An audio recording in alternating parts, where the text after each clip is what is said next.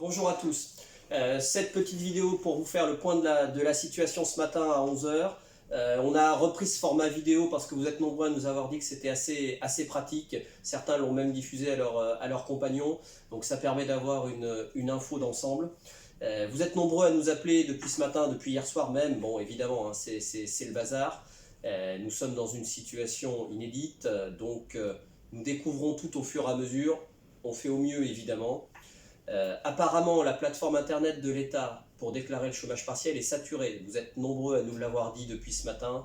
Moi, je n'ai qu'un conseil à vous donner, insistez. Insistez, ça passera sûrement mieux vers 22 heures ce soir. Mais dans les quelques jours qui viennent, c'est sûr que ça va être compliqué parce que tout le monde est en train de faire la même chose.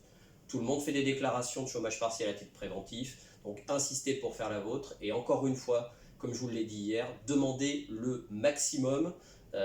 Après, on verra, on utilisera ce dont on a besoin.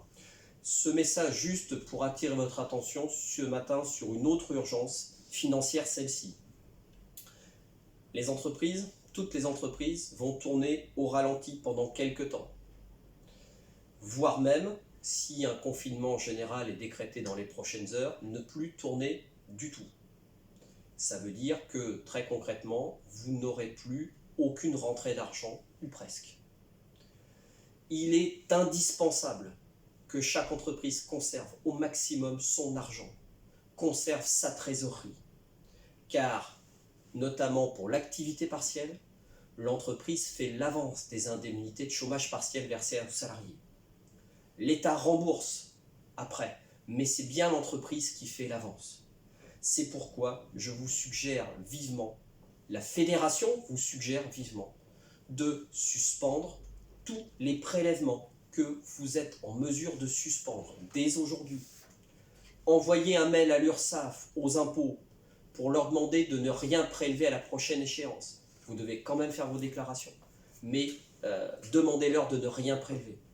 Pour les TNS, faites des demandes analogues auprès du RSI. Aujourd'hui, c'est l'URSSAF qui gère le RSI, mais derrière, ce sont toujours les mêmes personnes qui fonctionnent. Faites des demandes du même ordre pour demander que vos prélèvements ne soient pas faits, pour demander à ce qu'ils soient gelés. Si vous avez des prêts bancaires en cours, prêts pour l'achat de l'entreprise ou parce que vous avez acheté du matériel, envoyez très vite un courrier, un mail à votre banque pour lui demander de suspendre ses prélèvements pour 3 mois. Dans le mail que vous avez reçu, je vous ai mis une petite trame de courrier que j'ai préparé vite fait ce matin dans ce sens-là. 3 mois, ce sera peut-être trop long, mais là encore, il vaut mieux demander trop que pas assez. Profitez-en également pour demander à votre banquier une autorisation exceptionnelle de découvert. Vous ne l'utiliserez peut-être pas, mais si vous en avez besoin, elle sera là. Demandez également aux propriétaires de vos locaux de geler le loyer, de ne pas prélever le loyer pendant 3 mois. Là encore, cette sortie-là, si vous évitez cette sortie-là, dans les semaines à venir, cet argent sera bien plus utile sur votre compte bancaire. Il faut se dire qu'on va devoir passer une période sans rentrée financière. Donc tout l'argent qui restera sur votre compte sera le bienvenu. Si ces jours-ci, vous avez des chantiers qui se sont terminés, chez des particuliers notamment, appelez-les pour leur demander qu'ils vous envoient très vite leur chèque de règlement. Voir s'ils sont d'accord pour vous recevoir vite fait 5 minutes derrière la porte. Appelez-les pour leur demander si vous pouvez venir chercher ces chèques, de façon à pouvoir rentrer un maximum d'argent qui est dehors. Je vous suggère également de contacter vos assureurs. Certains d'entre vous ont pu souscrire des contrats d'assurance pour de la perte d'exploitation. Donc là encore, n'hésitez pas à solliciter vos assureurs là-dessus pour d'ores et déjà mettre en route ces systèmes-là.